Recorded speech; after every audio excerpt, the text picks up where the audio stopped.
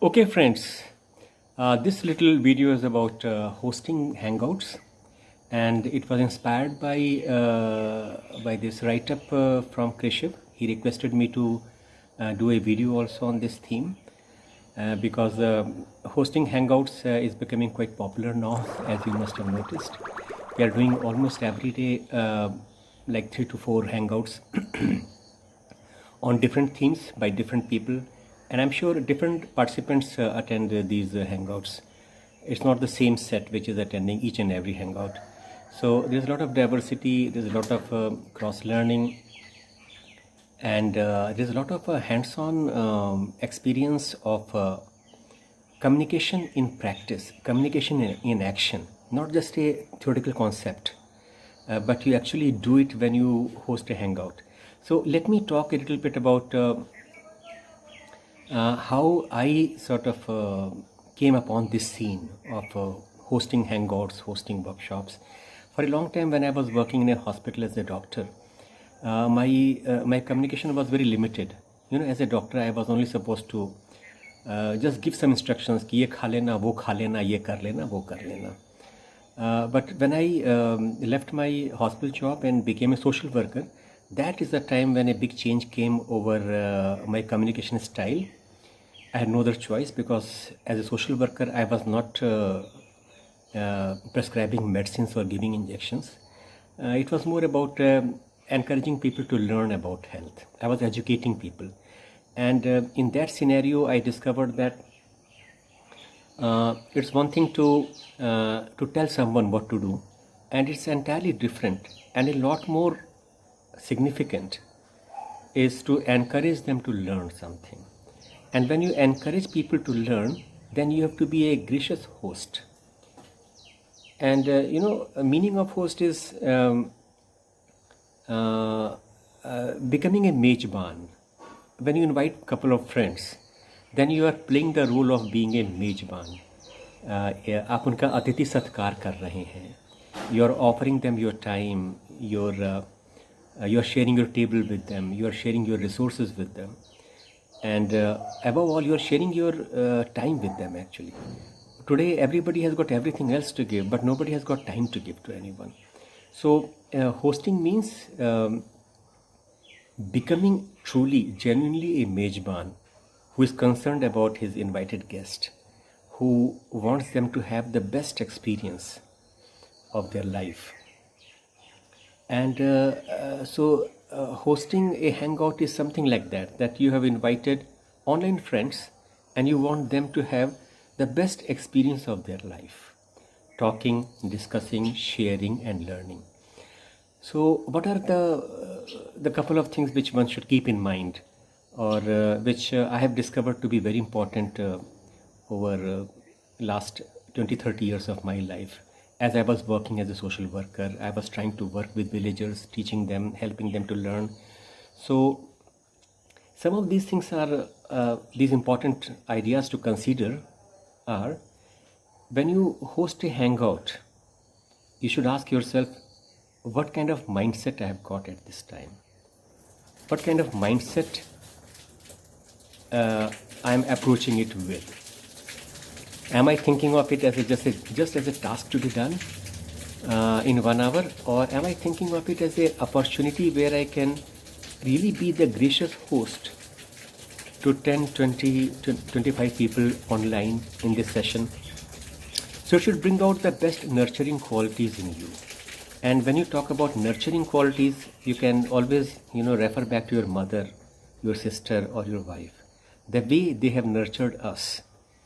In the same way, you have to nurture these 10, 20, 25 individuals for next 1 hour.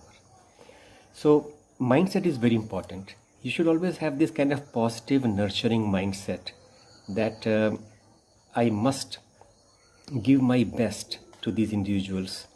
I must help them. I must encourage them. I must inspire them. Even if they make mistakes, I should not get upset or disappointed. I should try to look beyond those mistakes. Then next thing is you should have a little bit of structure, because sometimes this happens. It happens all the time actually. I sometimes say ki, okay, watch this video before you join the hangout, and it's sometimes just 2 or 3 people in the group who have actually seen that video or who have done that essential homework before coming to the hangout. So people may or may not have done their homework, which is okay, fine, because we are not perfect. But you should always have a structure. You must have done your homework before you host a hangout. And by doing homework, I mean you should have a little idea here that how that 1 hour will be spent. What would be the first quarter of the 1 hour dealing with? Then what would you talk about? Or then what kind of rounds are you going to have? Some of you I have seen do it very well. They've got very clear-cut rounds. That first round will be introductions. Second round we will have this issue or this question. Third round like this, and then how I will conclude everything in the end. And of course, as a host, we know that host is not supposed to talk too much. Hosts are supposed to set up everything. You set up the whole table with all the good food, and then don't eat it yourself. You let your guest eat it. You let your guest enjoy that. So in the same way, out of that 1 hour time, I would say a good host probably will take just about 7-8 minutes at the most. And a perfect host probably will keep quiet throughout the 1 hour, and he will let his guest talk. So having some structure is very important, because without a structure, the meeting can meander all over, and even you might feel that I'm wasting my time. So if you want to make the best use of your time, have a structure and implement it firmly. By firmly, I don't mean that you have to, get angry with people, but you can sort of, manage them. You can encourage them to stick to the structure. You can gently call them back. Okay, in this round, we are going to talk only about this. Please cooperate. And third point is that if you want your participants to be alert, you have got to be alert a lot more than they can be. So if you are alert, then your participants will be alert, and if everybody is alert, the hangout will follow the structure, and everybody will get something worthwhile out of it. So being alert means that you should always know what's going on, who is saying what, who is waiting to ask a question, who has raised a hand, who has sent you a private message requesting something. So either you can have an assistant within the group who can take care of your text messages, who can send text messages according to the need, who can share the relevant links, or who can remind you that so and so has raised his hand because so and so is wanting to say something. Being alert and being aware who is saying what, and where the discussion is drifting to, and so if you are alert, then you can help your participants also to stick to the conversation, and you can also encourage them to respond to each other. For example, I've seen one very useful trick is to ask a participant to respond to what the earlier participant said. This makes people become more attentive to what other participants are saying. Otherwise, everybody comes with this idea that I've got to say this and I'm going to say this, no matter what others are saying. And sometimes this also happens that participants and the facilitator, they start having a one-to-one dialogue. So to prevent all this kind of thing, you can ask participant to respond to what the other person said. This will force them to listen to them attentively, keep a track of what the conversation is going on about and like, and it will keep them focused. Next point is very important, which is having a new activity in every session. You cannot have week after week a session which talks only about introductions. You cannot have a session week after week consisting only of mock interviews. So for every session, you should try to be creative and you should do a little bit of homework. You should do a little bit of Googling to find out new interactive activities for a teaching session, and then do the homework for that.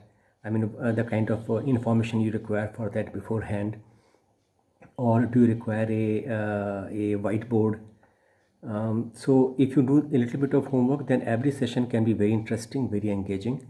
Most of the negative feedback about Hangouts is that older participants get fed up of introducing themselves in every session. They want to do something more challenging. So inventing challenge, finding something interesting to do is your job, your responsibility. For example, even in introductions, I have seen some people come up with new innovations. For example, in one session, people were asked to not introduce themselves formally, that I'm so and so and do that, but come up with new names for themselves, signifying their biggest strength. So, for example, somebody would say, my name is Mr. He-Man Anil, because I regularly go to gym and I have got a good physical body. So this is how you turn introduction into a positive psychology event. So people are searching for something positive to say about themselves. They are looking at their life, their lifestyle, their activities, their hobbies, and trying to find out one thing which they can showcase as most characteristic of themselves. Somebody could claim to be, I'm singing Mukesh, because I've been singing light songs for last 5 years, and I've sang in birthday parties, I've sang in college functions. I'm really good at singing. When you remind people of their strength, they get into a positive frame of mind, and in that frame of mind, the theory is broaden and build. It broadens their perspective, and on that perspective they are able to build new habits, new thoughts, new assumptions, and new concepts. When you are stressed, you become very narrow-minded. You are obsessed with the snake which you see on the floor and you are so scared of. But when you are in the grip of positive emotions, you broaden, and then you can build on that base, on that broad base. So many activities can be built on positive psychology ideas. In the same way, you can ask people to think of their proudest moment and talk about it in 3 lines, in 2 minutes. And lastly, I would say the most important thing for your own growth is to ask for feedback and be open to feedback. So if somebody says everything was fine, but your time management was not good, don't discount that feedback. Don't say, no, you don't know. I was under so much stress, or I did or I did that. Instead of defending yourself, just say, okay, fine, thank you. I will try to do better next time. So ask for feedback, take it sincerely, and then study it, and accordingly make changes. So this is in a nutshell all about becoming a good host. Always remember that host means Mejban, Atiti Satkar. You invited friends and you are going to be on your best behavior. So thank you so much. I hope to see you as a host as well as a participant, and someday we will meet in a national conference or in some other physical event. Till then, take care. Have a good day.